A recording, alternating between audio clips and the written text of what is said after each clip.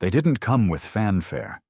No trumpet blasts from the stars, no grand ships hovering in daylight. The first ones landed at night. Smooth, bone-white crafts slipping through Earth's atmosphere like knives through warm flesh. We didn't fight because we didn't even see it happen. Our satellites went dark, our drones stopped responding, and our skies flickered with auroras that weren't natural. We never got a warning.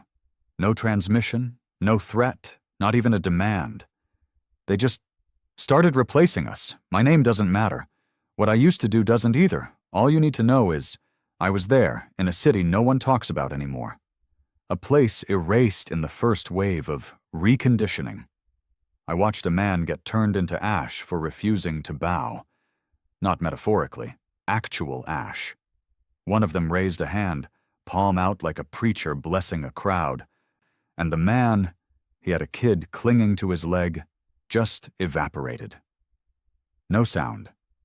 Just dust and a smell that haunts me in my sleep. They were tall, slender, no visible weapons. But when they looked at us, it felt like they were reading every lie we ever told. Some people dropped to their knees just from the weight of their stares. Not me. I ran. I ran because something in me said this wasn't salvation. It was a takeover dressed in silence. A soft genocide. 3 weeks later, every major government collapsed. Not with explosions, those came later, but with compliance. Leadership caved. Soldiers were told to stand down. Cities were handed over like fruit in a marketplace. They didn't kill everyone. They just erased the defiant ones, quietly, systematically. If you didn't obey, you disappeared. Families were split. Neighborhoods hollowed out overnight. Some even turned against their own for a little bit of alien favor. I remember this woman who lived across from me.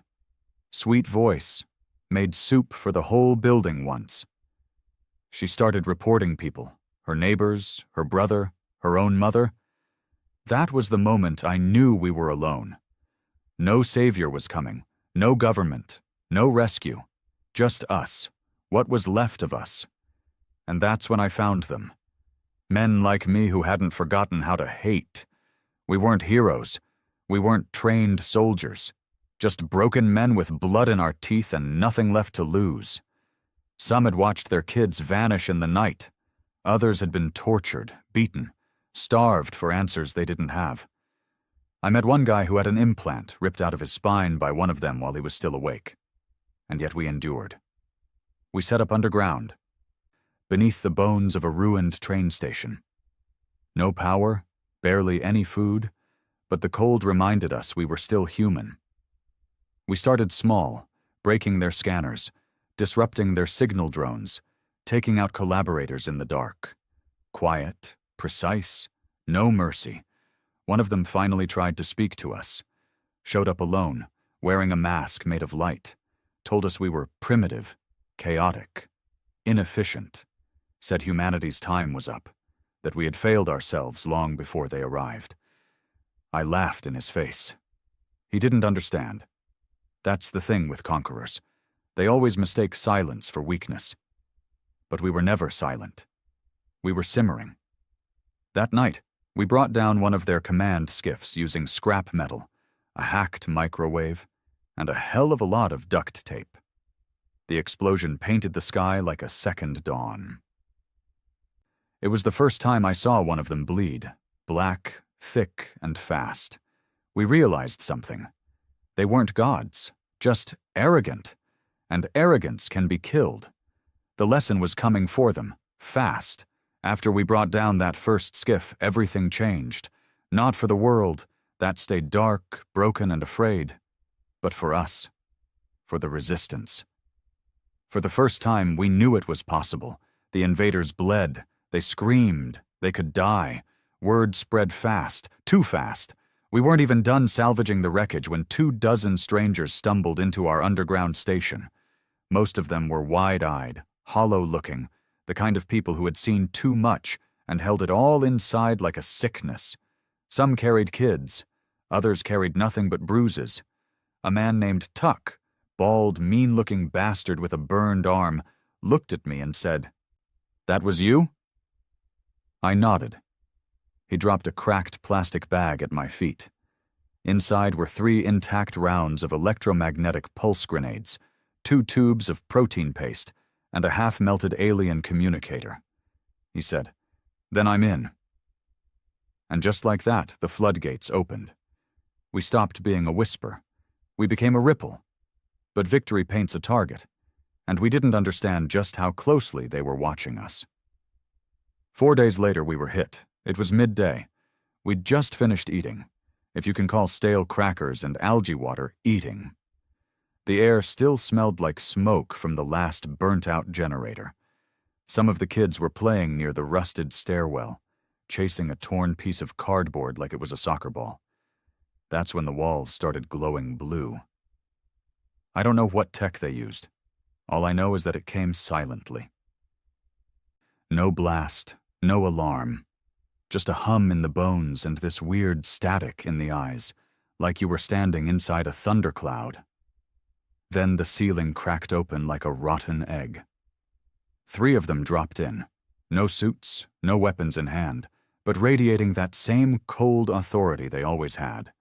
Their skin was pale, hairless, and their eyes were just voids. Not black. Worse. Hollow, like they weren't really eyes at all. Just windows to something else. Something colder. The first one raised its arm toward a kid. I didn't think. I fired. The bullet hit it straight in the throat. It staggered back, not dead, but stunned. Blood, if that thick oil they bled could be called that, poured out like it hated the air. We moved fast. Tuck threw one of the grenades. The pulse knocked out every light in the station, but it also shorted their tech. One of them screamed, loud, shrill, inhuman. What followed was brutal, close combat. Pipes, knives, broken bricks. We weren't soldiers.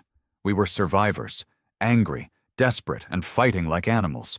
When it was done, we had 2 dead aliens. The third got away, disappearing through the ceiling in a blink of blue light. A few of our own didn't make it. One of the women, Marta, took a hit to the chest that burned her from the inside out.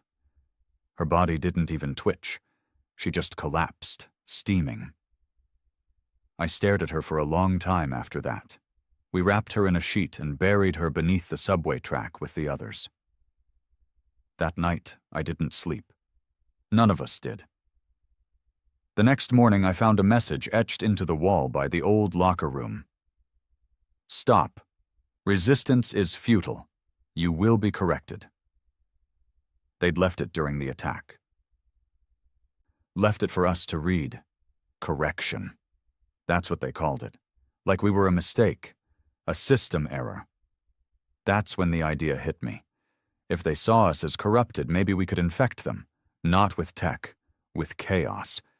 We started organizing raids. Not attacks. Distractions. Noise. False signals. Explosions in the wrong places. Human screams piped through stolen speakers to draw them out. They were logical. Precise. They didn't know how to deal with disorder. And we were disorder made flesh. Within 3 weeks, 4 new resistance cells had contacted us. One from Paris, hiding in the catacombs, another from an old military outpost in Arizona, 2 more in northern China, and the ruins of São Paulo. All of them had the same message. You're not alone. Keep fighting. That's when we learned the worst part. Earth was just the beginning. We intercepted a transmission from one of the alien satellites still orbiting. Took us weeks to decode even part of it, but the core message was clear. This invasion wasn't just planetary, it was a galactic blueprint, a process. They did this to hundreds of planets. Some surrendered, some tried to fight. None survived. We were supposed to be another tick on their list, another civilization corrected and folded into their sterile empire. But we were different. Not because we were stronger, not because we were smarter, but because we didn't want unity. We didn't want peace if it came with a leash. We wanted to live angry, ugly, loud. They couldn't understand that. We hit one of their supply towers next, located in the wreck of a collapsed city, just outside what used to be Denver. Me, Tuck, and 4 others made the trek. Took us 8 days on foot crawling through dead suburbs and old drainage tunnels. The tower was massive, white and humming, like a tuning fork made of light. It stretched into the sky so high it disappeared in the clouds. We didn't go in through the front. We climbed it. It took 2 days, and 2 men fell, but we made it to the energy node near the top. Tuck rigged a makeshift bomb from stolen alien batteries and a car engine we'd found buried in debris. When it blew, the sound could be heard across 4 cities. The shockwave turned the sky purple, and for a moment, a brief, staggering moment, every alien machine in that quadrant froze. People rose up. All over. Fists. Fire. Screams. It was beautiful. They retaliated with fury. I won't lie to you. What came next was the worst thing I've ever seen. They released something. Not machines. Not soldiers. Beasts. I don't know if they bred them or built them. Maybe both. But they were fast, hungry, and they didn't care who obeyed and who didn't. They tore through cities like plagues, ripping people in half, dragging screaming kids into smoke-filled alleyways. The aliens had changed the game. No more surgical extermination. This was full-blown terror. We lost contact with Paris, then China, then Sao Paulo. Just silence. Our numbers shrank. We were tired, hungry. Some began to whisper maybe it was over, that we had our moment, and the moment passed. But Tuck wouldn't shut up. He said something to me one night that I'll never forget. We were sitting in the shell of an old grocery store, eating canned corn by candlelight. He looked up at me and said, "They don't get it, do they? You can break a man. You can erase his name, his family, his history. But you can't make him kneel unless he chooses to." I didn't respond. I just watched the flame dance in his eyes. We made a pact that night. One final strike, not a raid, not a distraction. We were going to hit the core, the center of their operations, their ship in low orbit that controlled the whole web of their machines. The ship they called Orinith. It was madness. We didn't have the tools. We didn't have a way up. Hell, we didn't even have a clear plan. But we had a scientist, old guy, used to work for a private space company before the invasion. He showed us a blueprint, a back door, an old shuttle buried beneath a mountain bunker up in Montana. If we could fix it, fuel it, fly it, we could end this, or die trying. Montana was colder than I remembered. We reached the mountain bunker after 12 days of hell, moving by night, dodging patrols, and burying the dead we found half-eaten or half-burned along the road. Half our crew didn't make it. The others were ghosts by the time we arrived. Gaunt, silent, too numb to feel anything except frostbite and hate. The bunker was buried beneath a mountain that had half-collapsed during the early days of the invasion. To the aliens, it probably looked like rubble, irrelevant. But under those broken rocks and shattered forests was an old aerospace testing facility, built in secret decades ago and long forgotten by the world. Inside was the key to our next move, the Helix 3 orbital shuttle. Never launched, never even finished. Just a prototype meant to test long-range atmospheric exit systems. And it was beautiful. Not sleek, not advanced, but human. Raw steel, burnt edges, bulletproof glass and wiring thick as your arm. It was ugly, but it was ours. The scientist, Dr. Rennick, was already there, waiting for us with his small team of engineers. He was older than he looked in the photos, with one eye gone and a limp from a shrapnel wound he never talked about. But when he spoke, you listened. "This shuttle," he rasped, "was designed to take 2 men to low orbit. One way, no return. It'll get you to the ship. After that, you're on your own."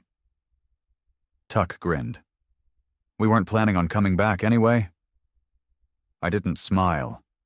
I was too focused on the cargo bay, where a small, humming device sat beneath a tarp. That was our other ace. We called it the Needle, a fusion bomb built from alien tech, human rage, and desperation. If we could plant it in the alien core ship and set it off, it'd shatter their neural network across half the planet. No backup, no remote recovery, a digital death blow.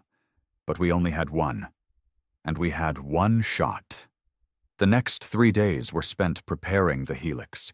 We slept in shifts, ate whatever we could scavenge from the remains of the facility. Most of it was expired military rations and freeze-dried meals that tasted like cardboard dipped in salt. But it was food. The hardest part was the silence. No birds, no wind, no distant gunfire, just the mountain holding its breath. It felt like even the Earth was waiting to see what we would do next.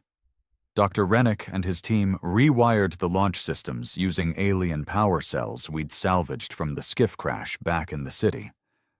Tuck spent most of his time inspecting the Needle, like he needed to memorize every inch of it before it became the last thing he ever touched. I sat outside most nights, staring at the stars. You ever look up and wonder which ones are watching? Because they are. The aliens came from out there. Not from Mars or some nearby rock, but from beyond our galaxy. And somewhere, out there in that endless black, were more of them. More watchers, more conquerors. This wasn't just about Earth anymore. It was about sending a message. That night before launch, we held a vote. Not a speech, not a rally, just quiet voices in a cold room. Who was going to fly the shuttle? The plan only allowed for 2. Me and Tuck. Dr. Rennick argued it should be him. He'd know how to fix any systems failures mid-flight. But he was frail. One bad jolt, and he'd snap in half. And we needed him alive more than we needed him on board. He knew how to build more needles. If we failed, he could prep the next group. So it was us. 2 men, 1 ship, 1 mission. I wrote a letter that night. Didn't have anyone to send it to, just needed to write it. I folded it into my jacket pocket like a ritual, a reminder. Not of who I was, but of who I wasn't going to become. Because if we succeeded, the war would change. But if we failed, Earth was done. Launch day was hell. We rigged the platform by hand. Used old hydraulic lifts to push the helix upright. Wind screamed across the mountain pass, and the clouds above were heavy with the kind of snow that makes your bones ache. Inside the cockpit, everything hummed. The alien battery was stable. The shuttle's systems booted up one by one, rusty, lagging, but alive. Dr. Rennick handed me a small metal disc before we sealed the hatch. It was a data drive. "If you get a chance," he said, voice cracking, "plug this into their network. Let them see what they've done. Every death, every ruined city. Make them look at us." I nodded. Tuck strapped himself in next to me, chewing on a toothpick like he wasn't about to punch a hole through the sky with a repurposed space coffin. "You ready?" he muttered. I tightened my harness. "You ever been?" He smirked. "To space?" "No, but I've been to Detroit during a blackout. Can't be worse." The engines fired. The mountain shook. For a second, everything felt like it was about to explode. But then the clamps released, and the helix screamed upward into the clouds, trailing fire and fury behind it. The G-force crushed us into our seats. My vision blurred. My ribs felt like they were cracking, but I didn't let go of the controls. I kept climbing, through cloud, through wind, through the edge of Earth's breath, until we broke the atmosphere, and everything went still. Silence, weightlessness. And there it was. Orinith, the core ship. Massive, shaped like a spider made of obsidian and light. It hung in orbit like a wound in the sky, surrounded by swarms of smaller drones and gliders, all moving in tight, mechanical loops. Tuck stared at it, slack-jawed.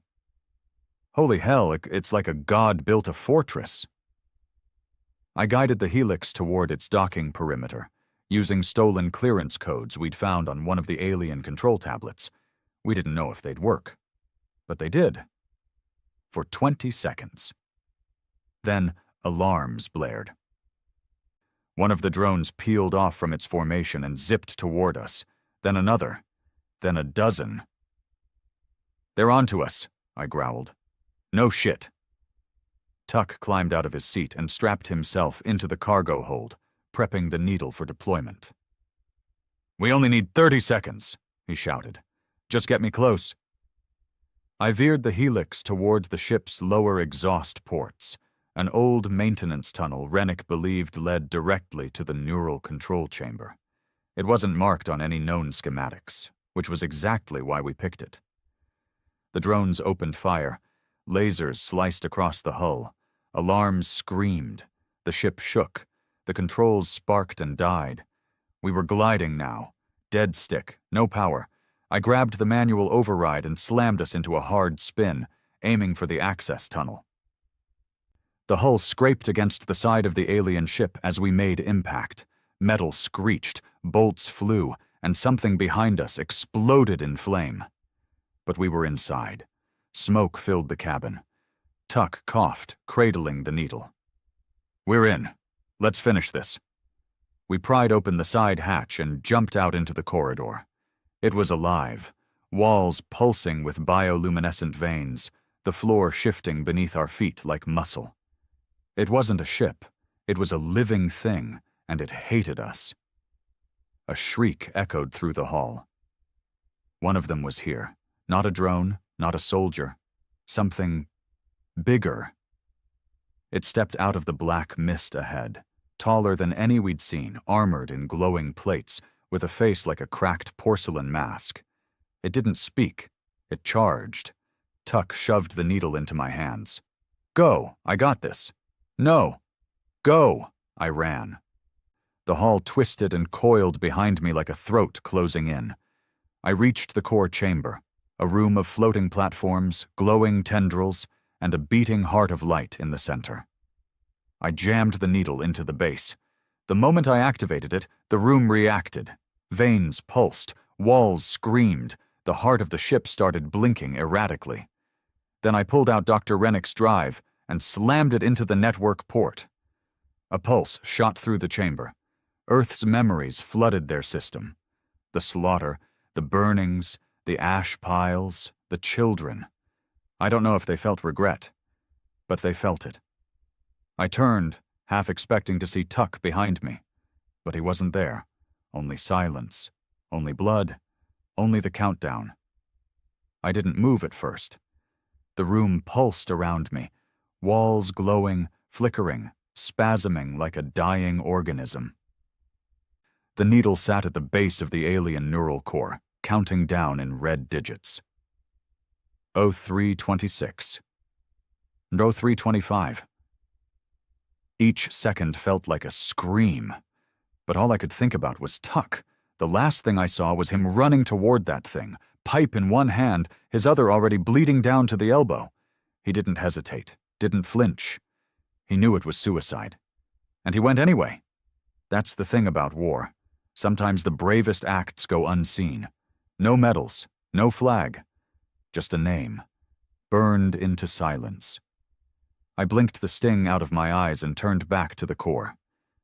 The data drive Rennick gave me was still active, streams of raw footage, sound logs, and decrypted files pouring into their system. I didn't understand half of it, but I didn't have to. It wasn't about understanding. It was about forcing them to feel. Their ship was connected to a network of hundreds of other vessels, stations, satellites, nodes in a massive hive of control and compliance, and now all of it was seeing Earth through our eyes, our pain, our loss, our hate. Maybe they thought we were primitive, violent, chaotic, but we were real, and reality hurts. I backed away from the core, clutching my ribs. Every breath came with fire. A piece of shrapnel had lodged itself beneath my shoulder blade during re-entry, and I could feel it grinding with every movement. 0257. I didn't know if I'd make it out, but I had to try. I followed the direction the alien shriek had come from, hoping, praying, fearing that maybe Tuck had survived. The corridors twisted like intestines, walls trembling beneath my boots. The ship was alive, and it knew I was still here. Lights flickered. Alarms shrieked in some alien frequency that drilled into the back of my skull. My ears rang, my vision swam. Then I saw him. Tuck was on his knees, blood pooled beneath him. The thing, whatever the hell it was, lay in a heap nearby, half its body caved in, still twitching like it hadn't accepted death yet. He looked up at me, face pale, eyes unfocused. "You light it up?" I crouched beside him, grabbing his hand. "It's done." He nodded, trying to smile. "Knew you'd get the glory." "Shut up." He chuckled, coughed, blood dripped from his lips. "They know now," he whispered. "They saw what they did. Maybe they'll think twice next time." I squeezed his hand tighter. "No, they won't." He didn't respond, just stared ahead, eyes slowly dimming. And then he was gone. I stayed there for a minute, maybe two. I don't really know. Time felt meaningless in that place, the kind of silence that carves something out of you permanently. I should have died there, but something pulled me up. Maybe it was rage, maybe it was guilt, or maybe I just wanted them to see one more human refusing to kneel. 02.003. I ran. I followed the path we'd mapped earlier, their maintenance shaft that curved through the outer shell. There were no guards, no soldiers, just drones spinning in chaos, lights flashing erratically as the ship's systems began collapsing under the dual virus of human emotion and a ticking bomb. The air grew colder the higher I climbed.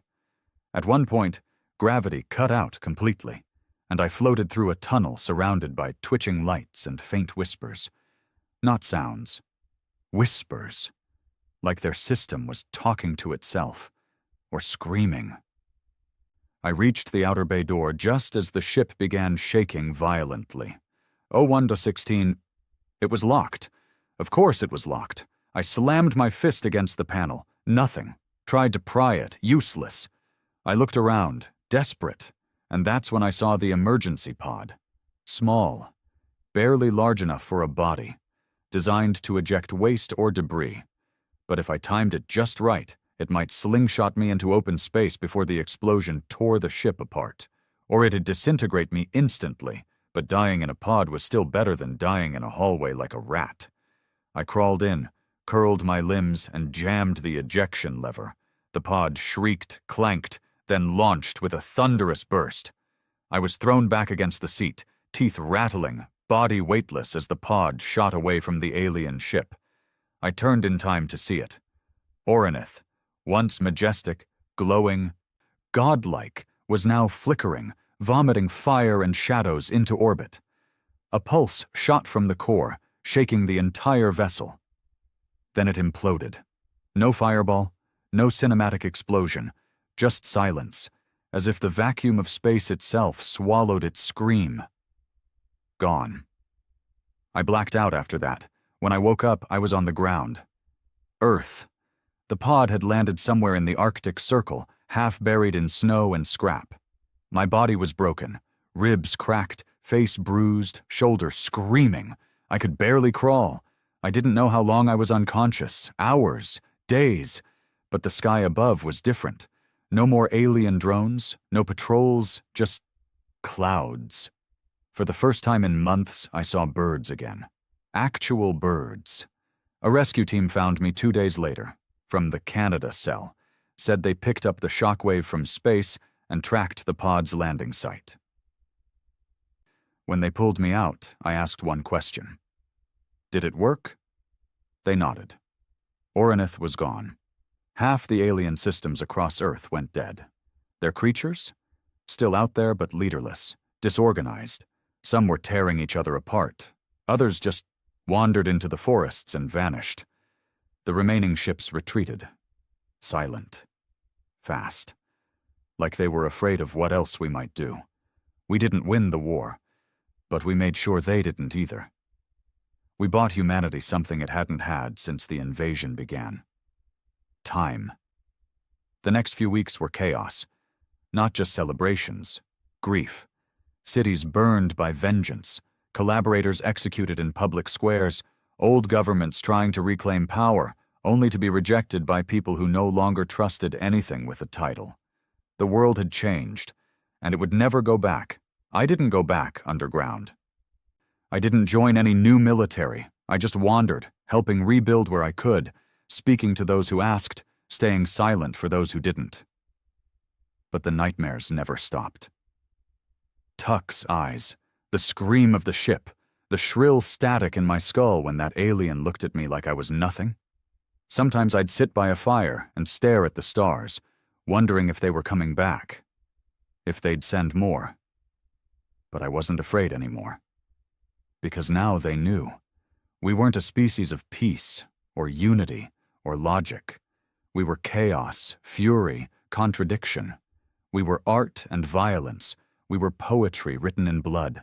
And above all, we were human. Victory is a strange thing.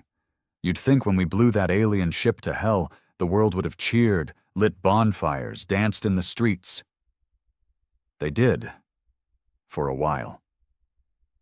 But celebrations fade fast when the power doesn't come back on, when water runs brown, when the food's moldy and the corpses outnumber the living. We didn't win peace. We won survival. And survival's ugly. 2 months after the needle detonated inside Oronith, I was in what used to be Wyoming, walking through a ghost town. Most of the buildings were collapsed, windows broken, bones scattered along the sidewalks. Not old bones, not dust and fossils. Fresh. There were signs of looting, desperation. Writing on the walls in ash and spray paint. No gods here. We survived, but for what? Bring back the aliens. At least they fed us. That one made me stop cold. There were people, still are, who missed the occupation. Not because they liked being under someone's boot, but because at least the invaders kept the lights on. At least there was order, food distribution, rules. Now, every town, every camp, every basement hideout had its own rules. Some were fair. Others were blood cults, dressed up as justice. We broke their chains, and humanity scattered like a shattered mirror. I passed through one of those so-called free zones a week later. A man named Horst ran it. Big guy, built like a linebacker but with a preacher's voice, claimed his people were rebuilding the world the right way. I stayed a night, just long enough to hear the screams from the barn, where they kept anyone who broke community trust. Just long enough to see a boy beaten with steel rods for stealing a can of beans. They made the kid's mother watch.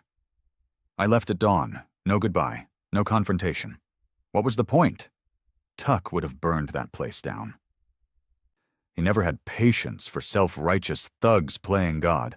He believed if you took back your freedom, you had to carry it like a burden. Earn it. Fight to keep it clean. Me? I wasn't sure anymore. Sometimes I wondered if we'd only unleashed something worse. Not the aliens. Us. The monsters that crawled out when no one was left to stop them.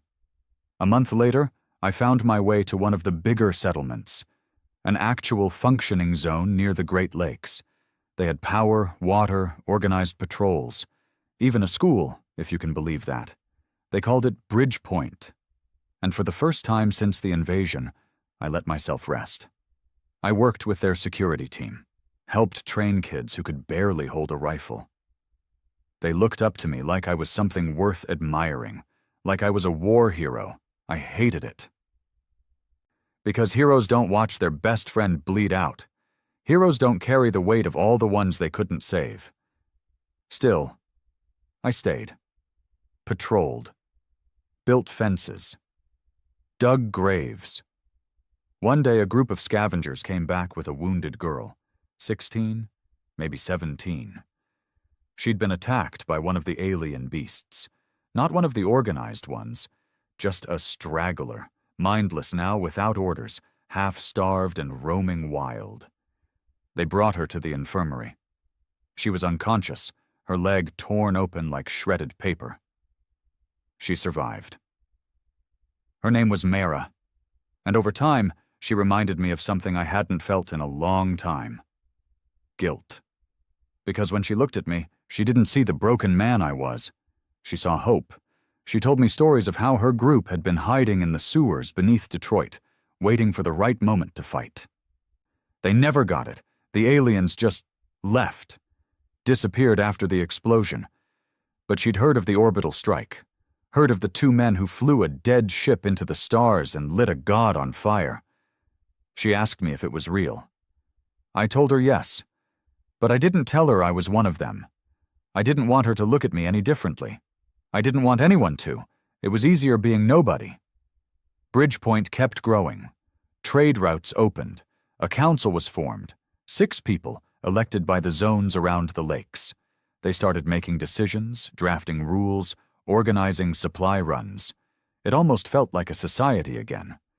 But power's a disease. It spreads, and it always mutates into something sharp. 3 weeks after the council was formed, they passed a law requiring registration for every survivor over the age of 12. Names, history, allegiances. Weapon counts. They said it was for protection, to identify threats. I didn't buy it. Neither did a lot of others. Mara came to me one night, her voice low. She said there were rumors that the council was planning to contain anyone with a violent past. People who'd fought in the resistance. People like me. They think you're dangerous, she whispered. That you could destabilize what they're building. I laughed. Not because it was funny, but because it was so damn predictable. We bled for the world. We buried our brothers and sisters. We tore down the giants in the sky, and now the ones who didn't fight wanted us caged. They were afraid of us, afraid that we still remembered what it felt like to be free. That night, I packed my things.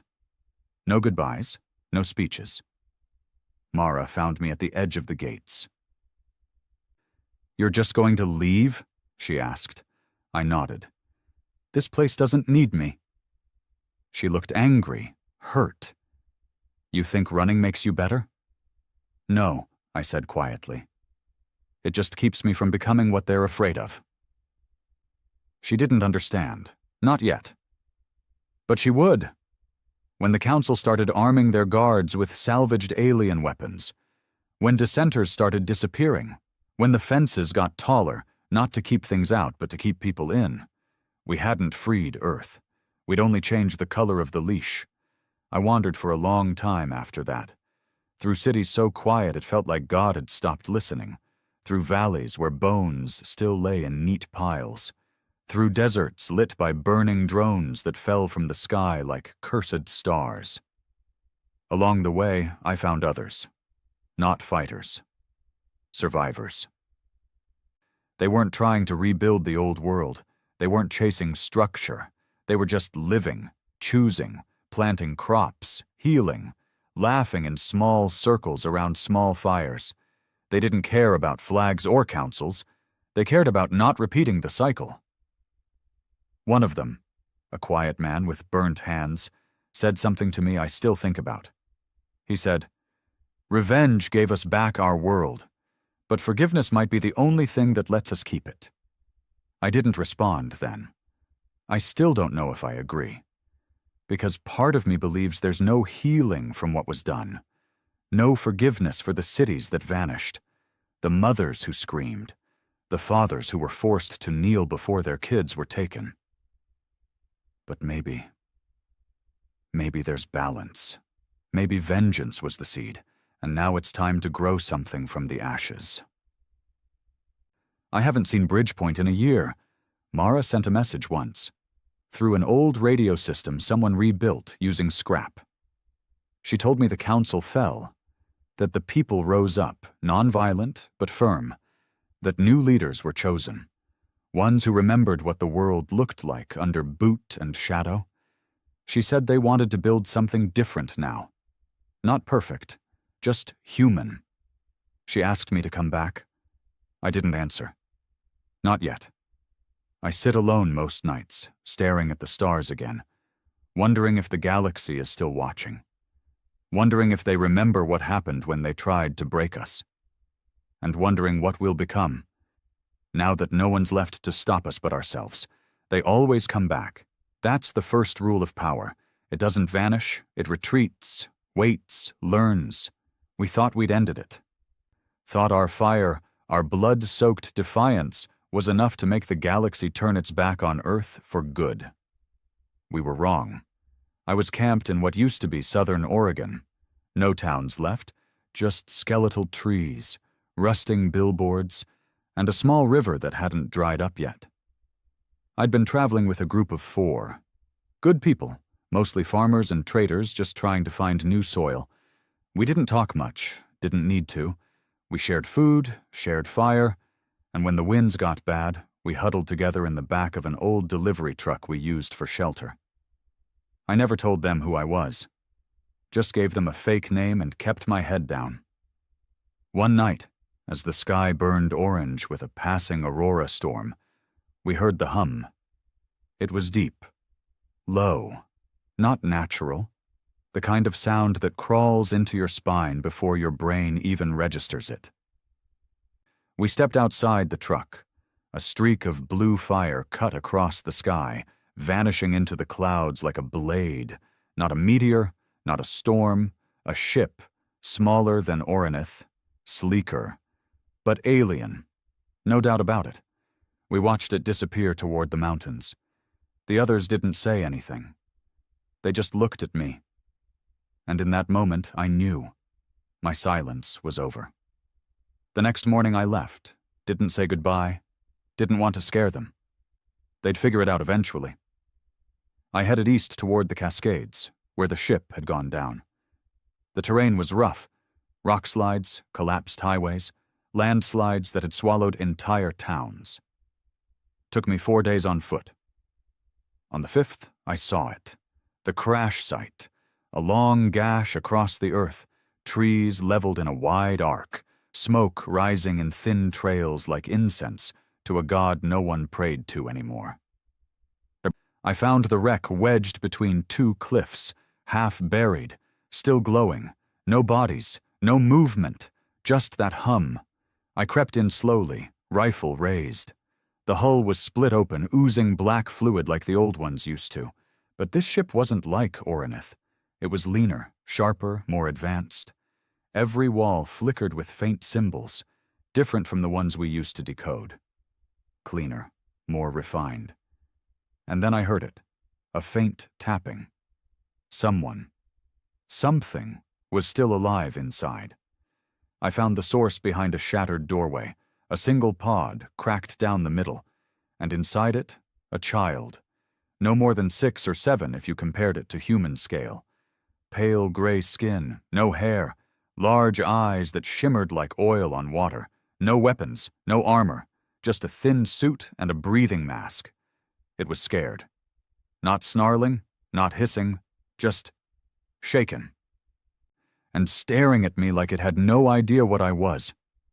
I raised my rifle. I should have ended it, should have erased the last trace of whatever race had sent it here. But I didn't, because it looked at me the way I once looked at the sky, wondering what was out there and why it hated me so much. I lowered my weapon and stepped back. The child didn't move. It just stared. I left it there, alive. 2 days later, I was caught. Not by aliens, by humans. A patrol group from a fortified town near Boise. They wore scavenged body armor mixed with alien tech, badges welded from old military pins. Called themselves the Frontline Restoration Council. They didn't ask questions. They just knocked me out, tied me up, and dragged me back to their outpost. When I woke up, I was in a concrete room, hands bound, mouth dry. A man stood over me. Tall, clean-shaven. Neatly dressed in civilian clothes, like he wanted to look harmless but had the eyes of someone who'd shot more than his fair share of people. "You're the one from the Helix," he said. I didn't answer. He smiled, like that confirmed it. "You've got a name?" "No." He chuckled. "You know, we've been tracking signals from orbit. Weak, scattered, but present. You know what that means?" I stayed silent. "It means someone's still watching." He leaned in. "And when they come back, we need to be ready. Not like last time. Organized, controlled, disciplined." I said nothing. He straightened, voice calm. "We heard what you did. You're a symbol, a living warning, and symbols, they don't get to roam free." I knew where this was going. He didn't want me dead. He wanted me on a leash. They kept me locked for 5 days, fed me, gave me water. Let me read, but always under guard, always under surveillance. On the 6th day, they brought in the child, the alien I'd left alive. "How the hell did—" He smiled.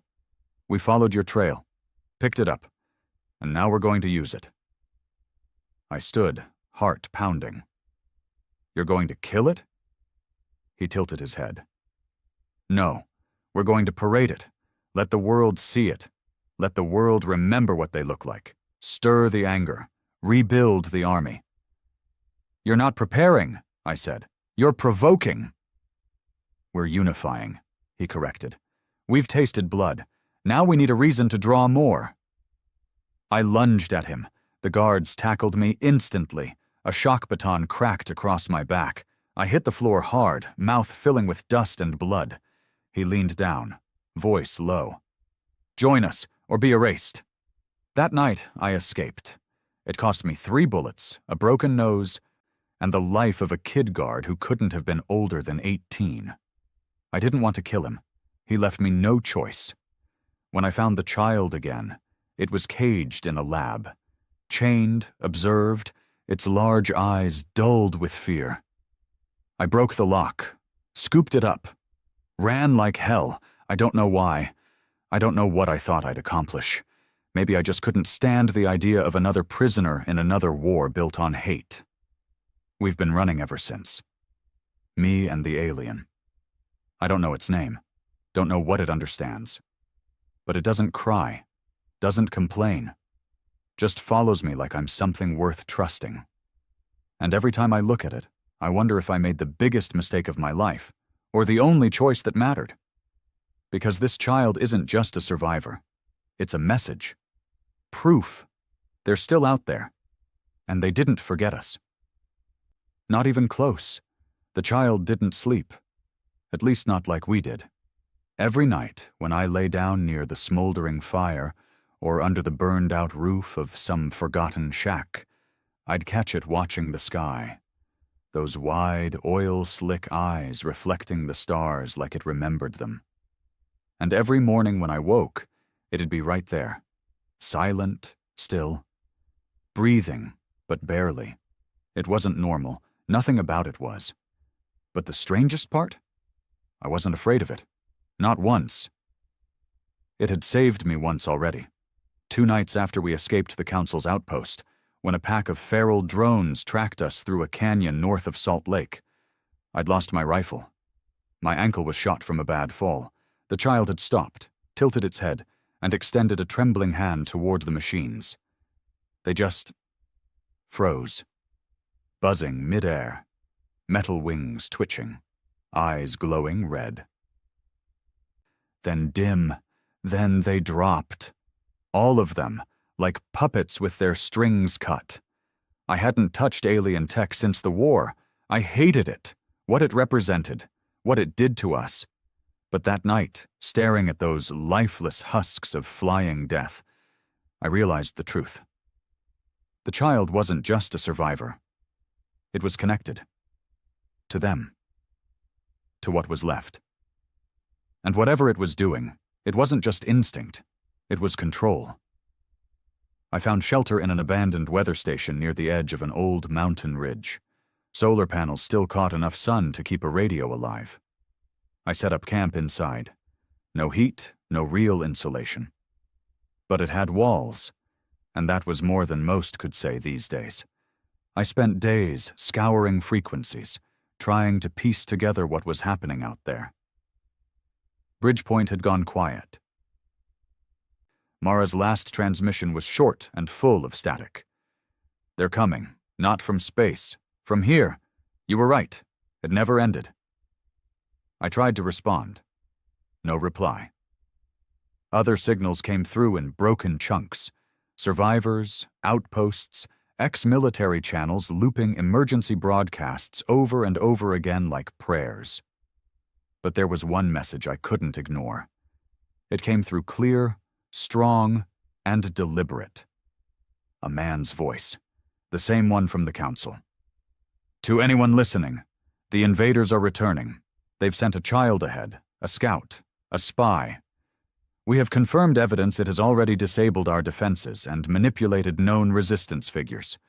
We ask all survivors to report anyone seen harboring alien entities. Humanity must not bow. Not again. He was talking about me. And the child. I should have run farther. South. Maybe out of the continent. Find some quiet ruin to fade into.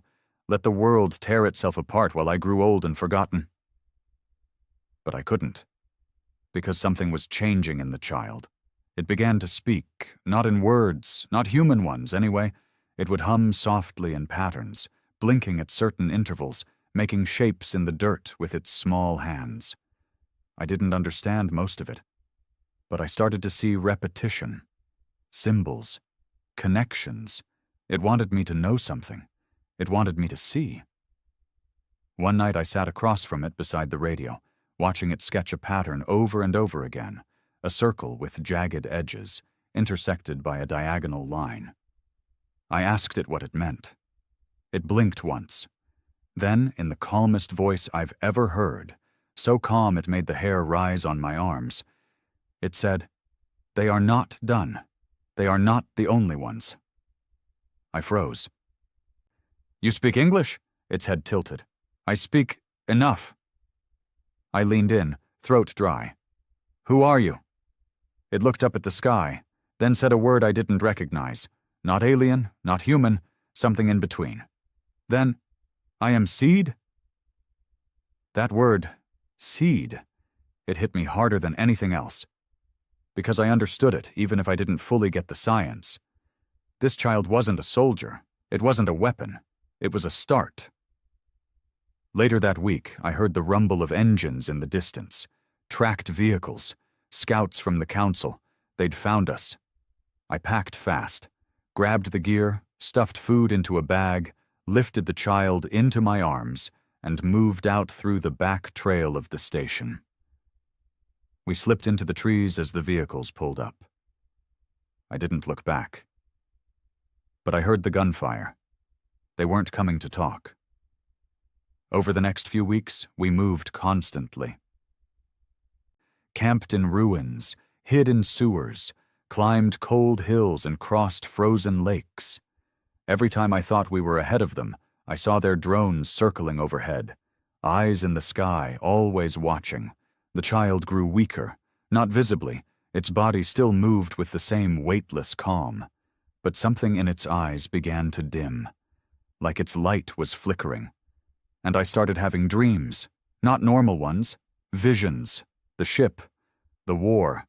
The sky split open by thunder, a black throne, miles high, surrounded by voices I couldn't understand. Screaming, chanting, begging, and a name. Not spoken aloud, just felt. A presence behind everything we fought. Something we never saw. Something that never came down. Because it didn't need to. The invaders weren't the top. They were tools. They were the first warning. And now the second was coming. I found a place deep in what used to be northern Montana, an old missile silo buried beneath concrete and frost. Most people had forgotten about these places. Not me. I remembered the old codes, how paranoid the world used to be about hiding their worst creations underground. Now it was the only place left I trusted. We sealed ourselves in. I lit a fire with salvaged wiring and broken furniture, laid the child down on the old missile cradle, wrapped in blankets, and sat beside it. It stared up at the rusted ceiling, lips moving slowly. "You still carry fire?" "What do you mean?" I asked, voice hoarse. It blinked. "They fear that. Not weapons, not machines. You, the chaos inside, the wound, the scream. They call it wild code." "Wild code?" I whispered. It nodded. "You are not predictable, not perfect, not clean. You are broken. Unstable, dangerous." I stared into the fire. "Good," I said. "Then they're right to be afraid." 2 nights later, the sky changed. I don't know how else to describe it. It didn't fall. It didn't burn. It just twisted. The stars blinked out, one by one, like a curtain was being drawn across space. And then a pulse hit the earth. Low, seismic, not physical, but felt, like pressure in the bones. The child sat up straight and whispered, "They are here, but not the same. Worse." I grabbed my rifle. We went topside. I looked up. And what I saw almost made me drop to my knees. A shape in the sky, too large to comprehend. Not a ship, not a fleet, a presence. A shadow stretched across the atmosphere like a scar across heaven. The next wave wasn't here to conquer. It was here to judge. There was no sky anymore, just black. A living black. It wasn't night, it wasn't a storm, it was them, or what came before them. Whatever hovered above Earth that night, it didn't come with weapons or words. It didn't demand surrender or offer salvation. It just hung there, stretching across the horizon, wider than oceans, deeper than thought. The child stood beside me, eyes reflecting 1,000 impossible patterns. Not afraid, not even surprised. "It's awake now," it said. I didn't ask what it was, because deep down I already knew. We weren't supposed to win the first war. That's the part no one ever understood. The aliens, they weren't an army. They were an immune system, sent by something older, something bigger, to neutralize us. Because somewhere out there, something watched our species scream through centuries of blood and war and flame and still thrive. Something ancient enough to know what happens when chaos is left unchecked. Humanity wasn't just a threat. We were a contagion. The child, whatever it really was, hadn't been sent to spy. It had been sent to feel, to walk among the ashes, to taste the grief, to listen to our screaming silence and see if we were still worth fearing. And now it had its answer. The sky pulsed, not light, not sound, intent. I dropped to one knee, not in worship, but because my skull was splitting apart. A low-frequency vibration hammered through my body like I was being rewritten from the inside out. The ground around me cracked. Mountains shook in the distance. The old world shuddered in its grave. Beside me, the child was glowing. Not brightly, just enough to cast long shadows across the ruined earth. They want to wipe you, not for punishment. For balance. Then let them try, I growled through clenched teeth. But I was lying. I'd never felt smaller, never felt more human. And they knew that. Around the world, people fell to their knees, not out of submission, but from the weight of presence. Bridgepoint's council towers cracked down the middle. Desert bunkers filled with scavenger militias collapsed into the sand. Cities that still had names went dark.